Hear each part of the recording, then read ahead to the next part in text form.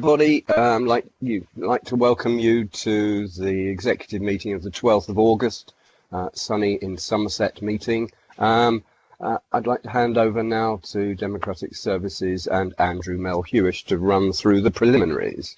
Thank you very much, Leader, and good morning, members, and good morning, officers. The executive 12th of August. Just to confirm that today there are no members of the press or public listening or registered to speak at this meeting, I'll just run through the normal. The meeting obviously is being held under the recent regulations brought in to allow us to hold remote meetings and to take place and to allow for decisions to be made. Hopefully everyone here today will be able to hear the meeting, but obviously if there is a technical problem, we will pause the meeting, adjourn the meeting, and set a new time to reinstate. But hopefully everything will work fine today. Just to remind you all that the meeting is being recorded and will be made available on the YouTube channel in the next 2 to 3 days.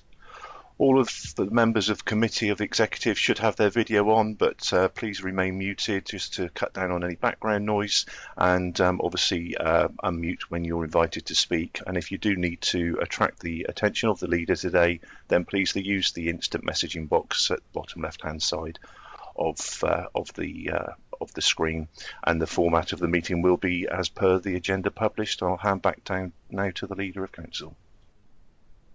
Thank you, Andrew. And if I could just go through the executive now, ask each of them to introduce themselves and to confirm that they can see and hear me before we start the official business of this committee. So if we could start with myself, I can certainly see and hear myself, unfortunately. Councillor Slocum. Thank you, Leader. I'm Councillor Jill Slocum, Inward Investment and Growth and Deputy Leader, and I can see and hear everything. Thank you. Councillor Caswell. Good morning, Leader. Yes, I'm Councillor Caswell, Portfolio Holder for Infrastructure and Transport. I can clearly hear and see everything. Councillor Duddridge. Yeah, good morning, everybody. Councillor Lance Duddridge, Portfolio Holder for Customer Access and Digital Delivery, and I can see and hear everything. Thank you. Councillor Gilling. Thank you, Leader. I can confirm that I'm Councillor Andrew Gilling, Portfolio Holder for Housing, and I can hear and see everything that's moving. That's good. Yeah. Councillor Healy. Yeah, good morning, Leader. Good morning, everybody. Mark Healy, Portfolio Holder for Commercial and Asset Management, and I can confirm I can see and hear everything clearly. Thank you. Thank you. Councillor Keane. Good morning. I'm Councillor Janet Keane, Portfolio Holder for Communities and Wellbeing. I confirm that I can see and hear everybody. What I can't find is how to get Pentana on this screen at the same time as yourselves. So I rely on the presenters. Thank you. Thank you. And if I can now go to SLT, start with the Chief Executive, please. Good morning, everybody. It's Allison Griffin, Chief Executive, and I can see and hear everything. Thank you. Who else have we got? Oh, Mrs. Turner. Good morning, everybody. I'm Alison Turner, Assistant Director, Finance and Property. I can confirm I can see and hear everything. Well, that's a good start. Thank you. Mr. Brown. Good morning, everyone. I'm Bob Brown, Strategic Director, and I can see and hear everything. Thank you very much. Thank you. Mrs. Wellman. Good morning, everyone. I'm Melanie Wellman, Legal Advisor to the Executive, and I can confirm I can hear and see everything. We've got Simon Tandy. Thank you, Leader. Good morning, everyone. I'm Simon Tandy, Corporate Performance Manager, and I can confirm I can see and hear everything. Thank you. And you have with you Rosie Stokes. Hello, I'm Rose Stokes. I'm just here observing today. Right, thanks. We've got Ben Lane. Good morning, everybody. I'm Ben Lane, Director of Finance and Performance, Homes and Sedgemoor. I can confirm I can see and hear everything. Thank you. Have I missed anybody? We've got the leaders of the opposition groups, and various assorted councillors, including Councillor Filmer, and we have Layla Nicholson and Andrew Melhewish. Yep, that's correct, Leader. I can see and hear everything, and my team are here to support if there are any technical difficulties during the course of the meeting. I just keep thinking of a song when we go through this introduction. I can see clearly now, but perhaps we ought to be playing that in the background at the beginning of the meeting. Yeah. Right, moving on then to the agenda proper. First item on the agenda is apologies. And I'm pleased to confirm there are no apologies today. Thank you. Second item on the agenda is declarations of interest. Yes, Leader. I'm a board member of Homes in Sedgemoor, and there is reference to the acquisition of homes within parts of the agenda. Thank you. So that'll be a personal, will it, Mrs. Wellman? Yes, it will, Leader, which means that Councillor Keane and any members on the board are still able to take part. Thank you. Yeah. Please. Councillor Doddridge. Yeah, please, Leader. Similar to Councillor Keane, I'm a board member of Homes in Sedgemoor, and as Councillor Keane said, the report touches on acquisition of homes and the HRA, so I declare personal interest. Thank you. Any other declarations from anyone? Nope. Good. Moving on then. 3 minutes to confirm the minutes of the executive meeting held on the 22nd of July as a correct and true record. Mr. Melhewish, we did this slightly differently last time, didn't we? Are we going to process this in the same way? I think so. I think unless anyone wishes to object to them being approved as a true and correct record of the meeting on the 22nd of July, then I think to take it as read that is the case. Okay, if there are no objections, then we'll take it as read and approved. Thank you. Right, urgent business, I have none. Public speaking time, we have none, although I will, as customary, allow members of council to speak. And now we go straight on then. First item proper, 6, corporate dashboard. Yeah, thank you, Leader. Thank you. Yeah, I'm very happy to bring forward a very positive report. All our high-level actions, operational actions, audit recommendations and performance indicators are all within target. Performance is held up extremely well through the period we're covering, which is basically the period of the full lockdown. Figures for services such as benefits and Sedgemoor Digital were particularly noteworthy considering the amount of calls they were receiving and the amount of work they had to do, which it has been said before, but I'll say it again, is a great tribute to our staff and the way we run the council and our customer focus. Mr. Tandy obviously give you more detail in a minute.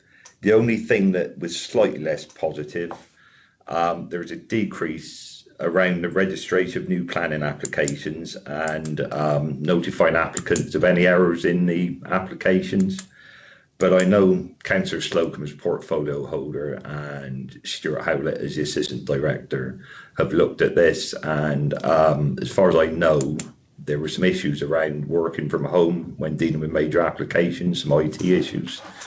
And I think through the internal recovery programme, we're bringing staff back in fairly shortly to try and counter this. So we'll be looking, and sure we will have an improvement there through the next quarter. I think that's it. Like I said, Mr. Tandy will give you the detail on everything, but I'm very happy to take any questions afterwards. Thank you. Thank you. Very succinct. Mr. Tandy.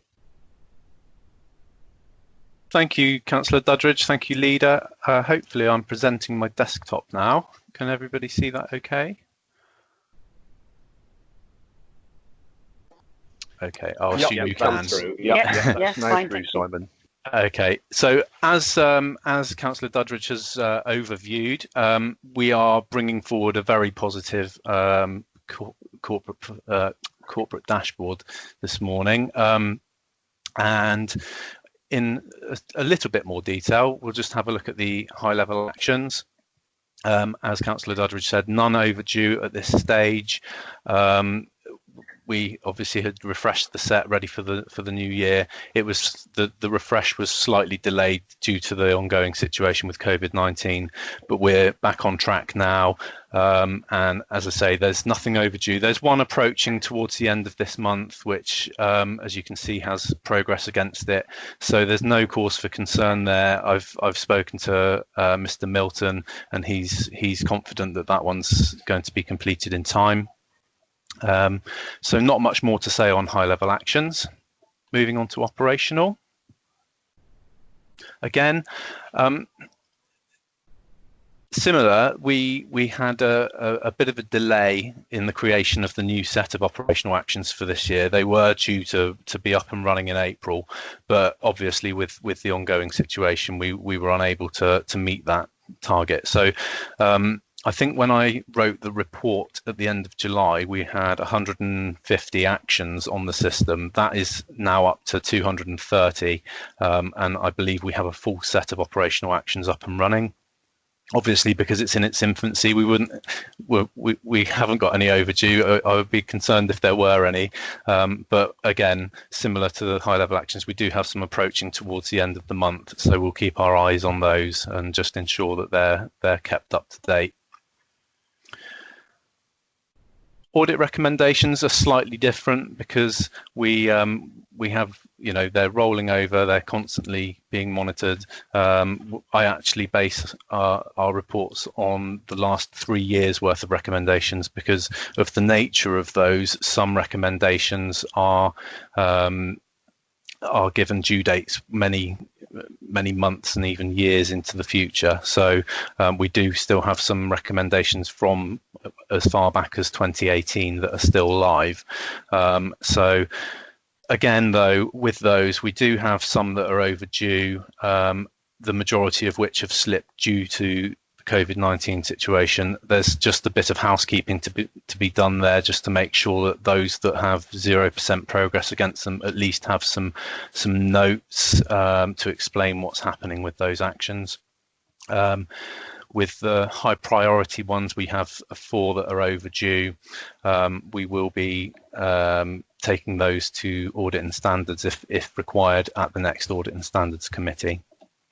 But at 3.57% overdue, we're within our 5% target. So again, not a huge, any huge concern there.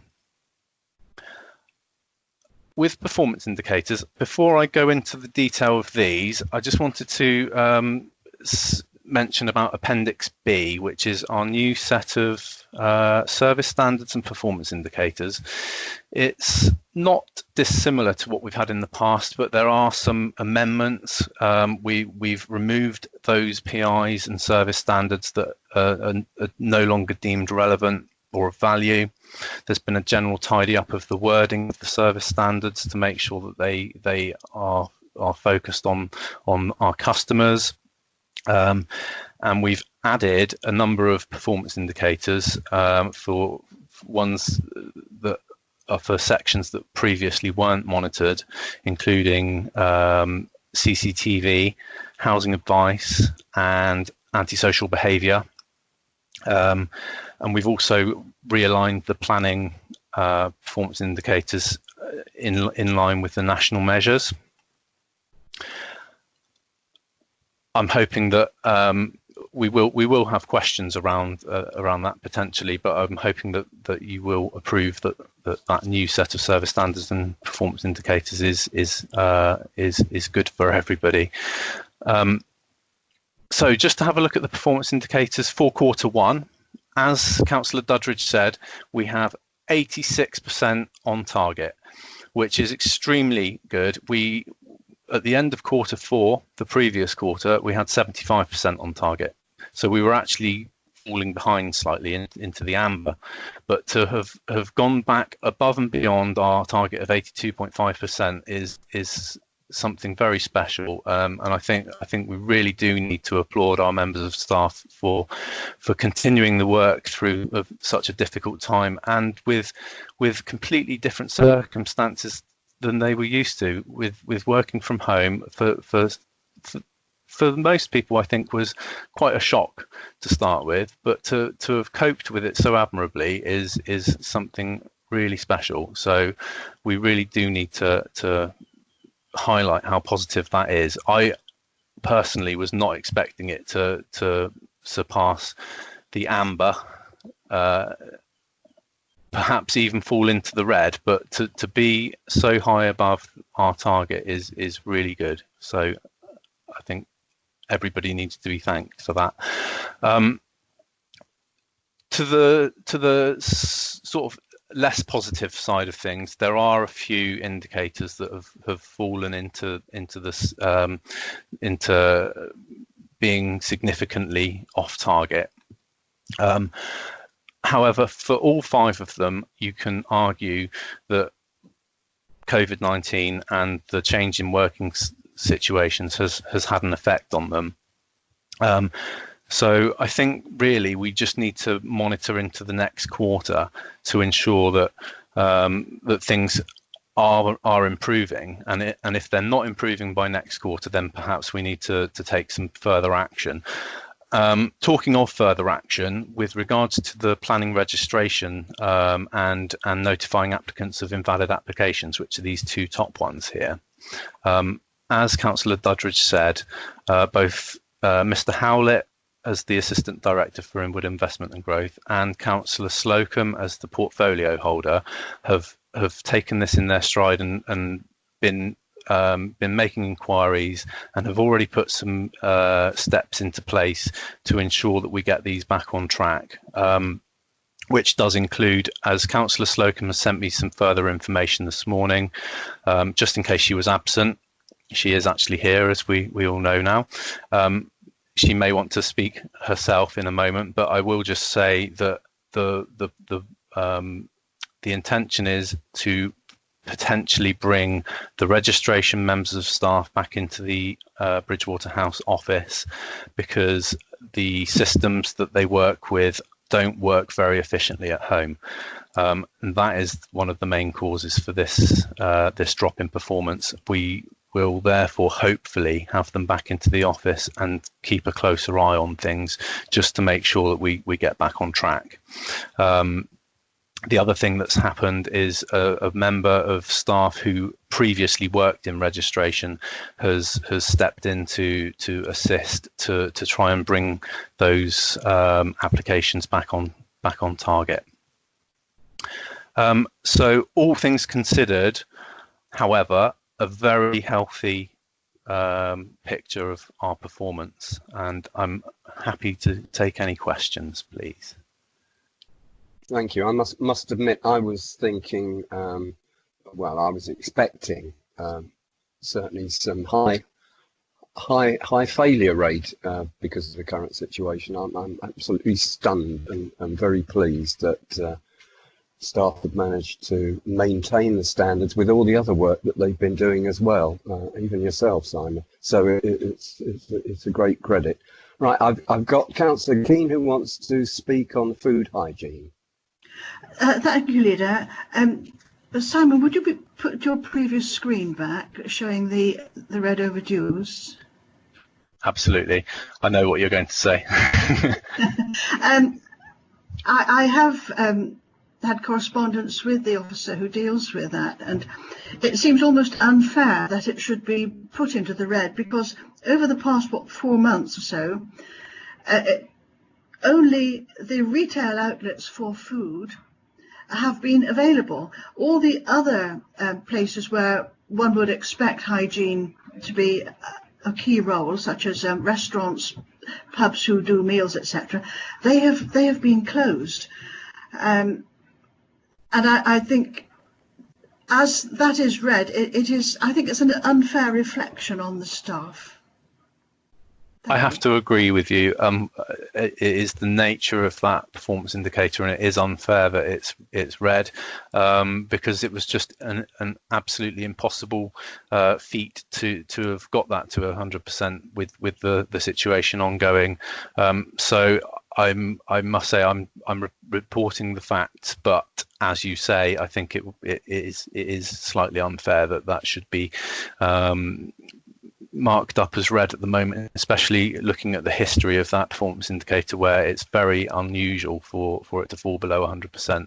And even Q4 would, I believe, only have fallen below 100% there, because at the latter end of March we were already into the home working situation, and premises were closing down already. Thank you. Yeah, good explanation. Thank you.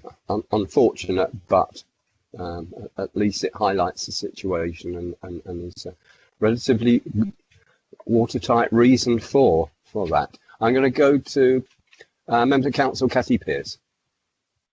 Thank you, Leader. Yeah, thank you for the comprehensive report, which is really positive, especially in these difficult times. So I'd like to congratulate all concerned with it. The specific questions I was going to ask were about audit recommendations, but you've covered those. And I think the important thing is, where there are red markers, that there are reasons, we know the reasons for them. But my wider question is around climate change, and I know it's really thinking about how in the future we include, where appropriate, climate change as a high strategic key performance indicator. I know that all the climate change reports are going through council during the autumn, but I'm just really looking for reassurance that will be considered once all those reports have passed through the council. Thank you. Thank you. I don't, Mr. Tandy, can you comment on that, or Councillor Duddridge? Yeah. I think it's definitely something that we should consider looking into as an urgent thing. I will start making inquiries with those officers involved to see how there are possible ways to measure how we're dealing with climate change. Right, great, thank you. Thank you. Yeah, Councillor Smedley. Well, I just wanted to raise an item on Appendix B, if that's appropriate at this moment. Yes. Yes. So Yeah. If you just, it's not a criticism specifically, because I think it's a very good report and well presented. There's a section under clean surroundings down there, and the terminology used, it talks about removing graffiti which is racial. I think the word racial is wrong, and it should be racist, because racial, when you use that word, it has to have a separate word after it, like racial discrimination or racial abuse. I think the word you need to include in that is racist. Otherwise, racial could include racial harmony, for instance. You don't want that, do you? So, is it possible to change that terminology? I don't see why not, actually. Yes. Yeah. I hadn't spotted that. Thank you ever so much, Councillor Smedley. I will raise that and make the amendments before that is made a public document. Thank you. Good. Right. Councillor Slocum. Thank you, Leader. I just wanted to thank the portfolio holder, who actually has probably said everything, and Simon done a great job. I just wanted to explain about the SSP one, because as many of you know, when you're registering a big application, the plans are enormous and the files are absolutely massive, and I don't think the using Accolade like they've been using has actually been why IT have tried to help. It's not been able to complete the task. So that's been one area that's been, so as you've just heard, excuse me, we're bringing people in.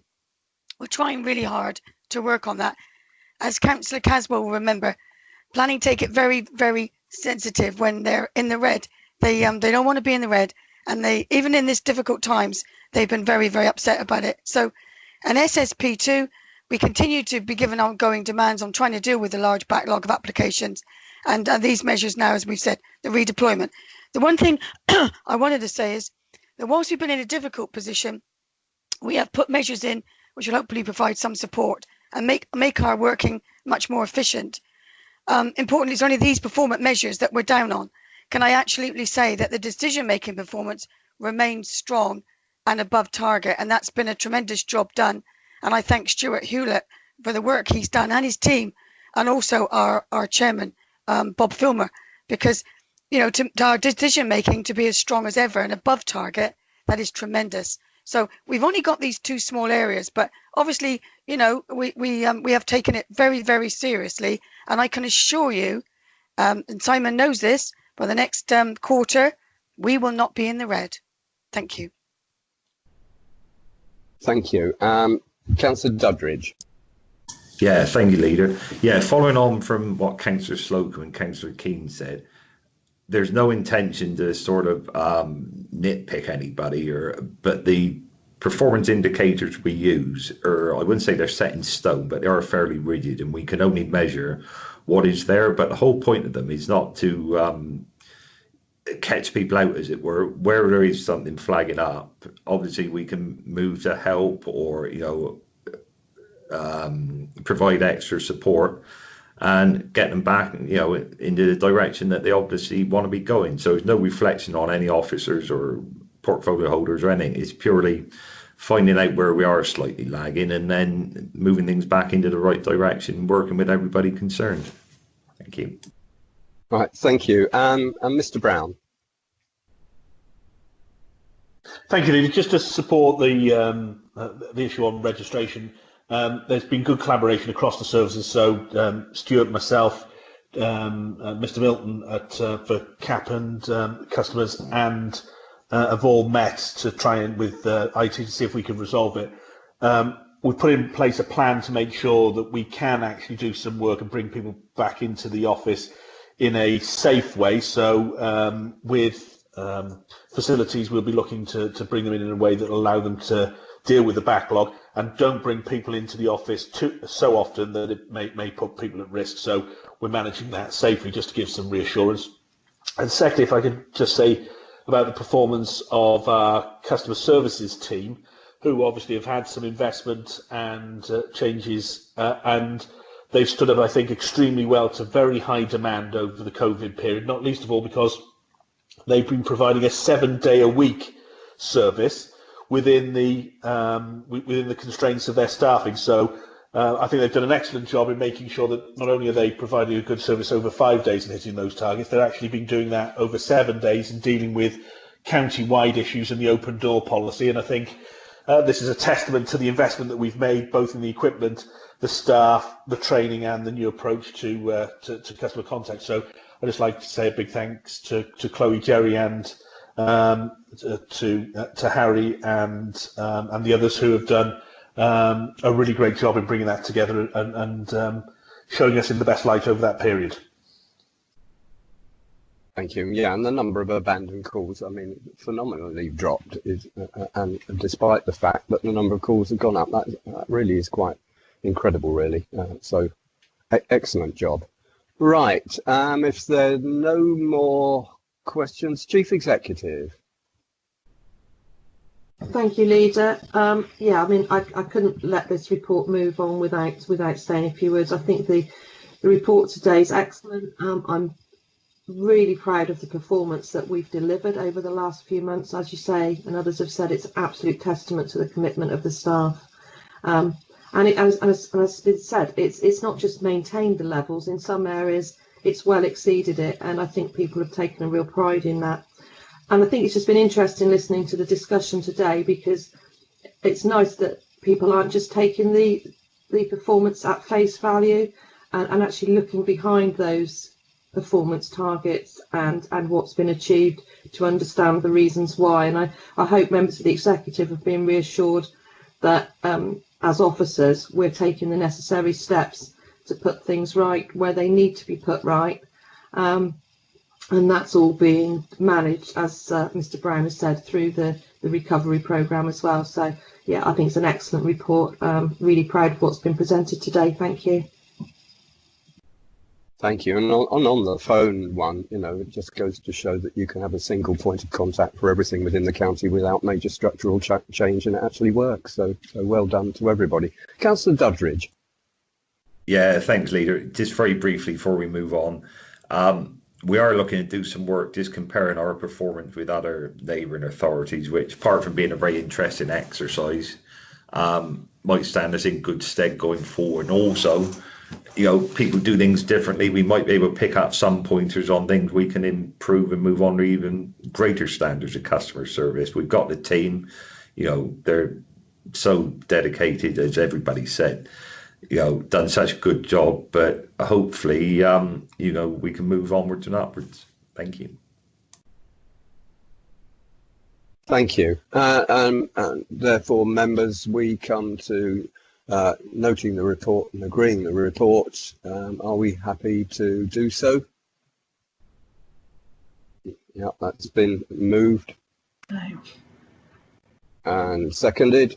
Good. And how do we go about this? Do we do this red report happy to note, Mr. Meljewish? Yes, as it's a report for notes, there's not a need for a vote to take place. Okay, thank you. If no objections, we consider the report, the excellent report, truly noted. Okay, moving on then to agenda item 7, which is the corporate performance Q1. Councillor Doddridge.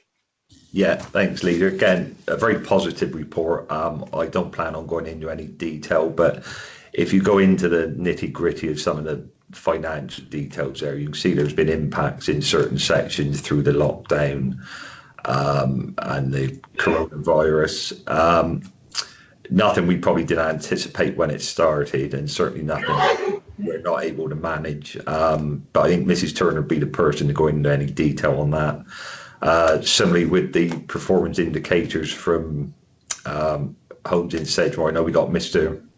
Lane here to give us some detail on that, so I shall hand over to them, but again, very happy to take any questions at the end. Thank you.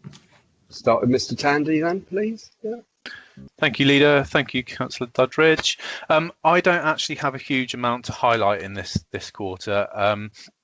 As Councillor Doddridge says, it's another positive report, particularly around things like our turnover.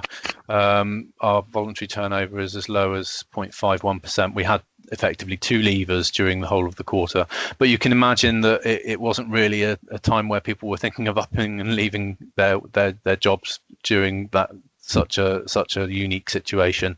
So that I think is a most likely explanation for that.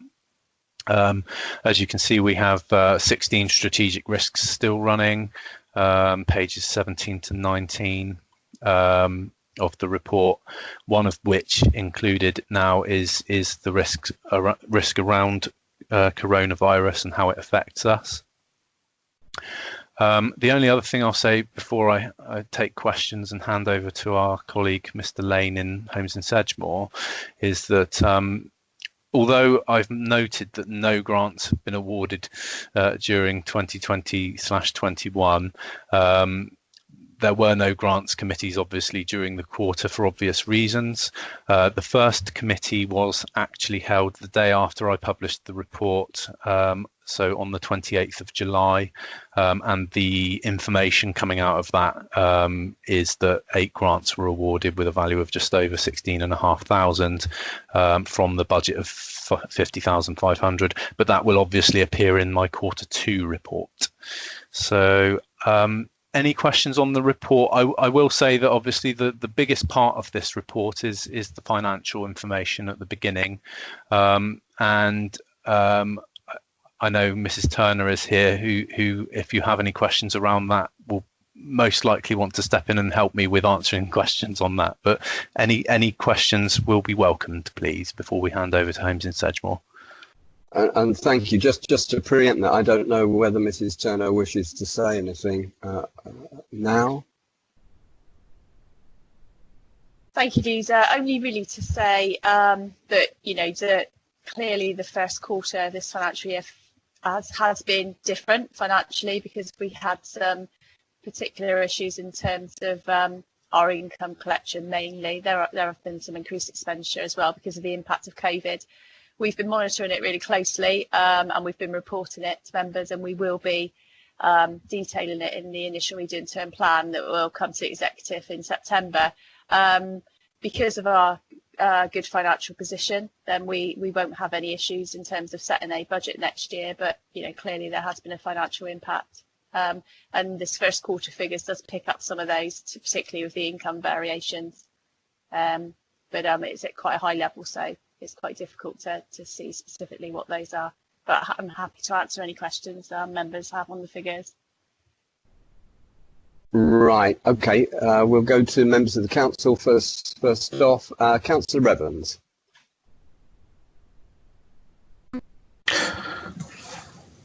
Good morning, Leader. Good morning, members of the executive. I've read these reports with great interest.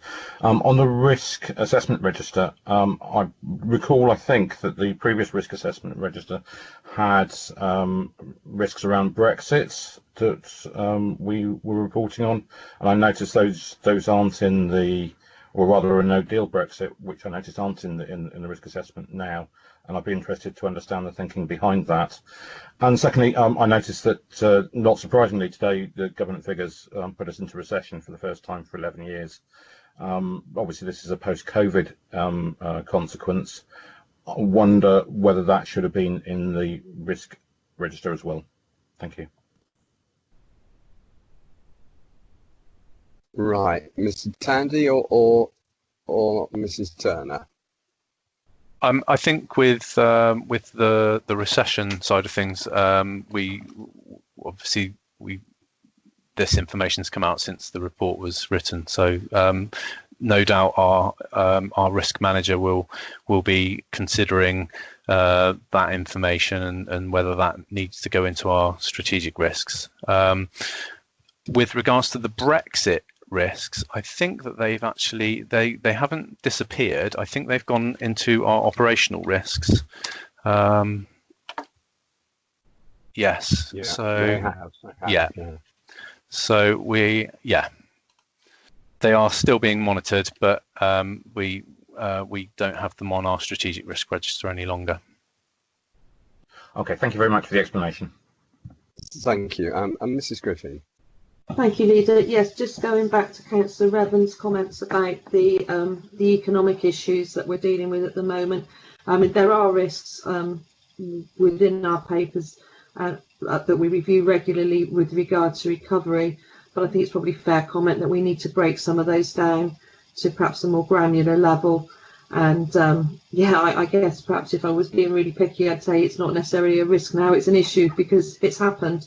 But certainly we need to put mitigation in place where we can.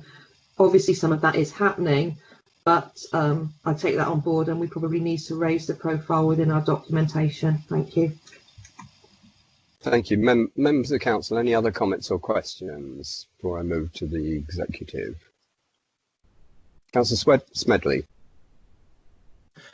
Thank you. Well, in relation to the item about income generation, the commercial approach to this, which is obviously topical at the moment, we haven't had a report back from the Property Investment Board for some time. So I'm just wondering when that might be put to the council, so we have a genuine update on where we are with that.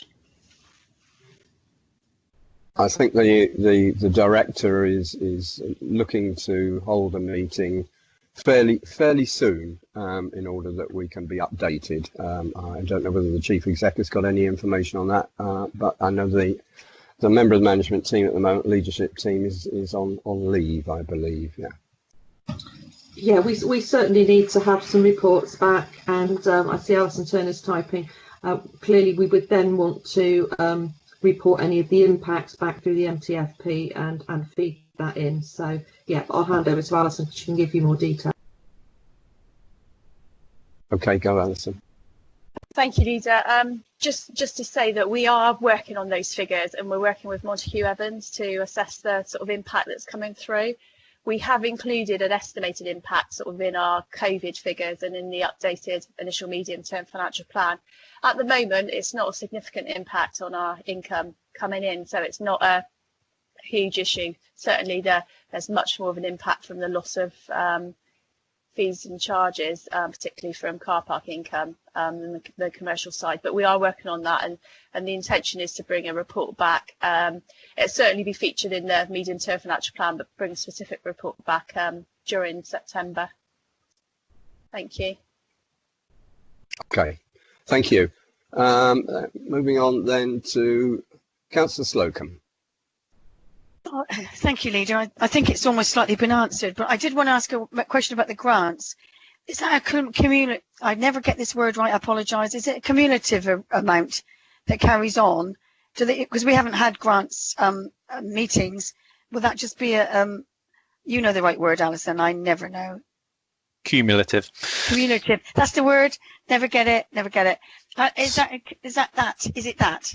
So the budget is set annually. I think it was 50,500 last year, which we spent almost the whole budget.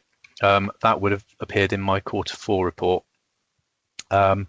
And obviously it was set at 50,500 again for this year. But because there were no committees held during April to June, there was nothing to report for Q1.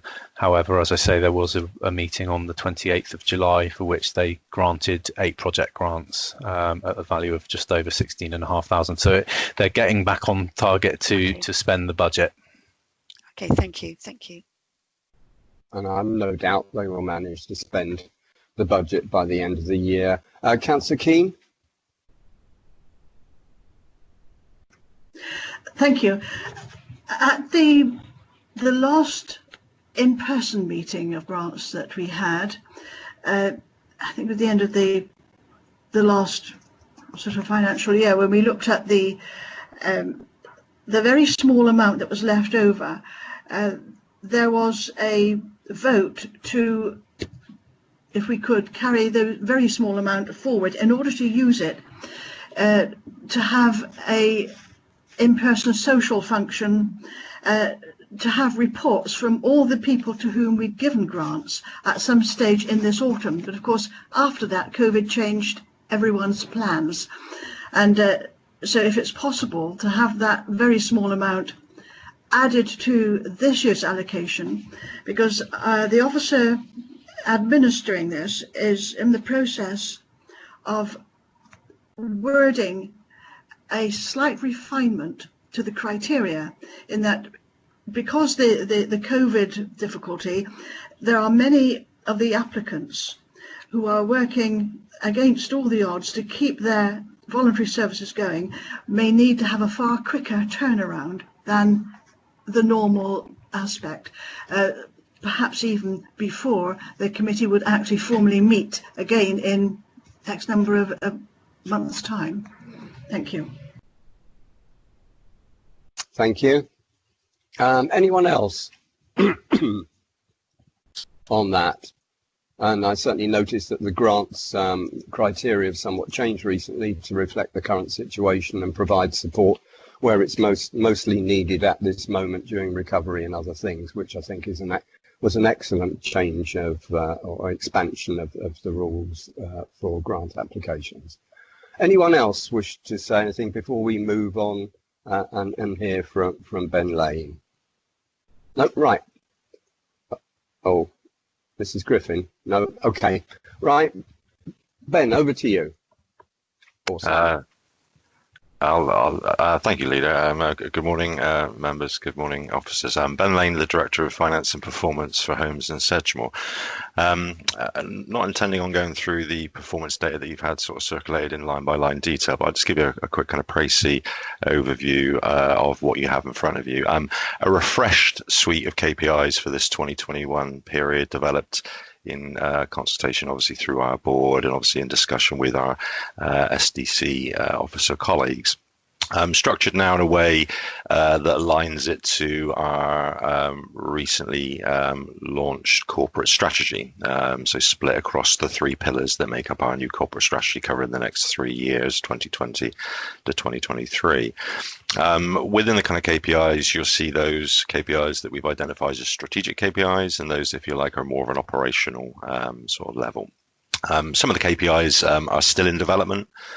in terms of the data collection that will go into it, and the frequency against which we would obviously report performance against those KPIs. Obviously depends on the KPI in itself. Some of the strategic ones we look at quarterly, 6 monthly, and perhaps even yearly.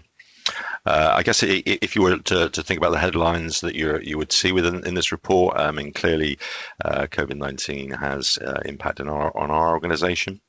You pick up things, for example, like the impact on relet times. You would pick up things like rent loss through voids. I think all driven, if you like, by the operational difficulty of maintaining some of those sorts of services over Q1. I think we're still experiencing some very good sort of customer service feedback, which I think is very encouraging. But we've had issues, in Q1, particularly around the kind of mobilisation of our contractors in respect of, repairs and maintenance activity, and also capital spend activity might be one that you would also pick up. We're now working with our contractors, and have been now for some weeks, to get them up, out, and doing their thing. But we do have a bit of a backlog in terms of some of those repairs that may have built up during that quarterly period.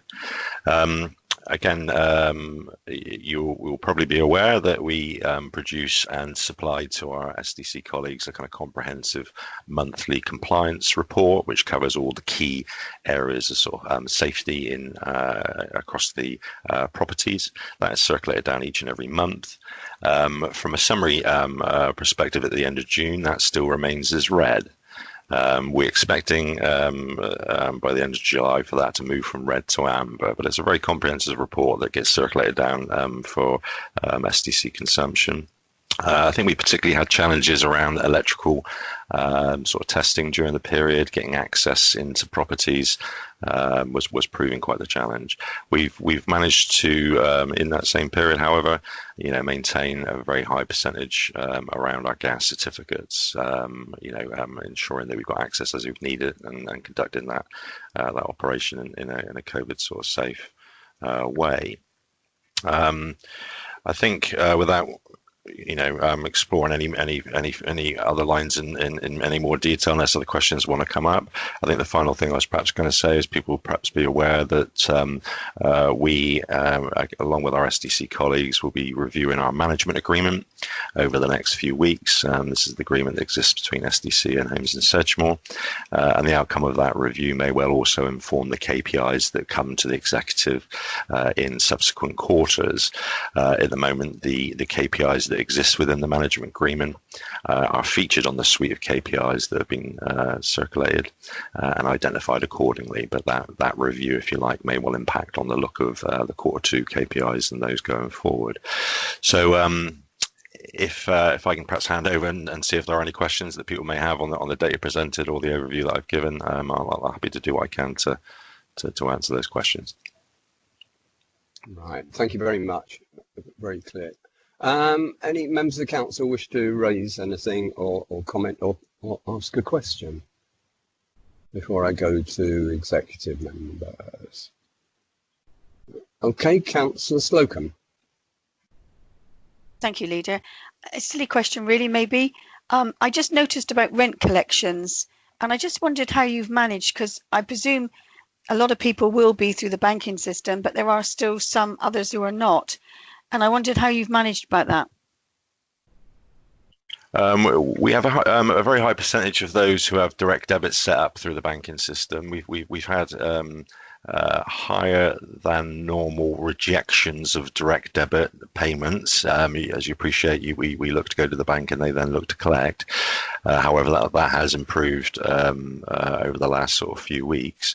We maintain and collect quite a lot of the rent through our customer services team. We're receiving calls through from tenants making payments over the phone. Very few checks arriving in, as it were. The number of that is small, but there are arrangements in place where anything that arrives in Bridgewater House in that regard, obviously, we manage to pick up and bank. But I think the actual, the physical mechanisms for collecting rent, I don't think has been overly affected by the COVID-19. But I think there is undoubtedly a risk that we're aware of as the economy, which had been mentioned previously, that the challenges of rent collection, of arrears, etc., is going to be a real challenge for us as an organisation. Again, hopefully the executive will be aware of our good performance in this regard compared to the sector, if you like. Our starting position is pretty strong. And even during this period, comparing ourselves to the sector, we still remain, a positive kind of outlier as well. If I may, Leader, what I wanted to say was that obviously I meant that from the safety of your staff as well. Obviously, you need to collect rent, you need to collect arrears, but I'm really concerned about the mechanism that having to go to the doors and that kind of mechanism in place. But there's not everyone that wants to do the banking. Yeah, I get that. It's not an easy task, but I just think we must obviously ensure that our staff are safe at all times, and I'm sure that's done under COVID, but not done under any system really. It's just something that concerns me. It's and I don't quite know the answer, so I do appreciate it's a difficult one. Thank you. Perhaps to provide some reassurance in that regard. I mean, each obviously operation that we ceased as we went into lockdown and we're now commencing again, obviously gets subjected to full sort of risk assessment in terms of the practice. We've developed some really good uses of technology to help us continue to sort of contact our tenants using various sort of business software. We have started again the work of going out, our income officers going out. Practicing that kind of all the necessary safety measures if we're presenting ourselves at the door, as it were, and all the kind of steps that you'd expect to be in place to ensure that remains safe. So the going out in the field has been in place for a few weeks now. But I think, you would have seen also when we'd included in this performance data a sort of summary overview provided by Housemark, who gathered information from the sector on some of the key kind of issues that are challenges for ourselves, and that would hopefully evidence also that we're performing quite well against the sector, but we're not immune from the challenges. Thank you, Councillor Keane. Thank you, Leader. I'd like to ask Ben, the rents that are in deficit, especially those that have rejected the direct debits. We know that from all the inquiries that the citizens advised that personal debt, it was high, that it was quite a problem before the COVID. Now, of course, it is even worse with the additional pressures on individuals. But the citizens' advice have had their systems and have worked very successfully to try to help with the payment plans so that people's accommodation is secure, whether it is with social housing or with mortgages or even with a private renter. Have you any detailed information of how much assistance you've had in that respect to try and mitigate some of the deficits of rent that Homes in Sedgemoor has had? Thank you. Thank you, Councillor Keane. No specific stats that I can offer up now, but I can certainly look to sort of provide information subsequently to this meeting. But perhaps what I failed to sort of mention in my sort of introduction was the work that the team have done in terms of welfare calls, if you like, in terms of contacting tenants, making sure that during this period that they've been safe. What we've also been doing, I would put forward as a very good job of, is signposting people to all of those support agencies, be that Citizens Advice or other agencies, to assist them during this period. And I think actually that has been something that isn't really reflected in our corporate KPIs in terms of how that service has been received, but we've had some very, very positive feedback from those for whom we've been providing that service. So I think we have been doing what we can to signpost people to all the agencies that can provide the best support. But I think it's not the answer that's going to make the difference for everybody, to be honest. It's going to be a real challenge, as we know. But I think I would suggest as an organisation we're doing very well compared to the sector in this regard. And we've got no eviction notices served on people for rent purposes. No, we don't, and we've got a very good track record in that regard, in the sense of making that the absolute last resort. I believe that the kind of court process is now open again for to enable us to pursue that, should that be a requirement. But as you know, I think Homes and Sedgemoor will do and continue to do everything that we possibly can to avoid that sort of situation. So I think that the KPIs as presented here and those presented historically hopefully demonstrates the great work that goes on in that team, in the income team, to maximise the rent collection, and also in doing so avoid getting to a situation where eviction is the only option. But at the moment, no evictions this quarter, and no plans in that regard either. Thank you. That is good news. Thank you, Councillor Duddridge. Yeah, thanks, Lee. No, Ben sort of preempted me. I was just going to mention the fact that we've got a very good proactive early intervention policy on rent arrears, but Ben's covered it. I mean, on a practical level, not only does it help our tenants, but it helps us, because if somebody owes 1 month's rent, you can do something about it. If it gets to the stage where they owe 3 or 4, there is a tendency to throw their hands up in despair and to abdicate their responsibilities. But Ben's covered it, but I just want to point out we are very proactive on rent collection. Thank you. Thank you. I'm going to say just my comments are what a refreshing and encouraging report, and clearly a change in the tone, and I'm very grateful for Ben's delivery. Thank you. Chief Executive. Thank you, Leader. You stole my thunder to some degree, but yeah, a really good report. Really pleased with the performance, and I think some of the things that Ben said this morning do demonstrate how well we're working together now.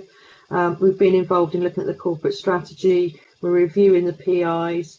Full engagement with our housing programme boards, and we've got our quarterly performance meetings, as well as the monthly reports that we get. So I think it's a really positive step in the right direction, and that helps not just with our day-to-day performance delivery, but also with our strategic planning as well, with regard to how we deal with our stock, how we address some of the issues we're facing there. So yeah, extremely positive report, and as you say, working very well together. Thank you. Thank you. Councillor Keane, you wanted to Thank you. Just to come back, just to reinforce this, is one of the greatest assets that we have in Homes and Sedgemoor are our community enablers, because not only are they the early warnings, but they also assist people before they get to the stage where they have a crisis. And we're not the only housing provider that has the community enablers, and our team work very well with their colleagues from the other housing providers. And I think because of that, I think we have considerable stability amongst our tenants, and perhaps less of a sense of foreboding. Right. Okay. Thank you for that. Councillor Gilling, did you want to say something? Yes, please, Leader, if I may. I just wanted to make a comment, really, as congratulations to the Homes and Sedgemoor team. Their alacrity within utility safety and inspection, gaining access to some people who are reluctant to allow relative strangers into their property, has been dealt with very efficiently on one occasion. I just wanted to pass on my gratitude to them, because for the fear of potential risk of damage to both property and or life, I think it cannot be overstated, and I think we need to be aware that they have acted very promptly and very securely. But I have always, during my times on the Homes and Sedgemoor board, majored on the fact that we need 100% gas security and access provision. Gas testing particularly is much more important, but electricity also follows suit. But at the same time, we need to be aware of the safety implications of all these utility provisions. And we as a council, being their landlords, need to be acutely aware of that situation. And if we can possibly make that well known, it would be a big ambition, a big help. And I apologise for the telephone off. Oh, no, thank you. Ben, I've just got one question. When do we carry out electrical safety checks on the properties? Because I think we have to do them every so many years now. And if work is found wanting in a particular property, is there a statutory length of time or advised length of time before that work actually is undertaken? I'm aware that we need to have electrical inspections in every 5-year period. I mean, in terms of the time frames for any findings, I'm afraid later I'll have to come back to you on that, because it may well be that for certain findings there are certain sort of stipulations of time frame. So I wouldn't want to sort of guess in this regard, as it were. But I know we do need to do the overall inspections every 5 years, and obviously what then falls out from those inspections is a list of actions that then need to be resolved. The detail of which would be contained in each of the monthly compliance reports. I'm looking briefly through one now, but I can't see an obvious and easy answer to your question, I'm afraid. But I'm happy to circulate something through the right channels to sort of clarify that position if it will be helpful. Okay, yeah, thank you. Just an idle question. Right, okay, members, any other comments or questions, or anyone else want to say anything? No, it doesn't look like it then. Does anyone have any objection to the report being noted? Then please speak now.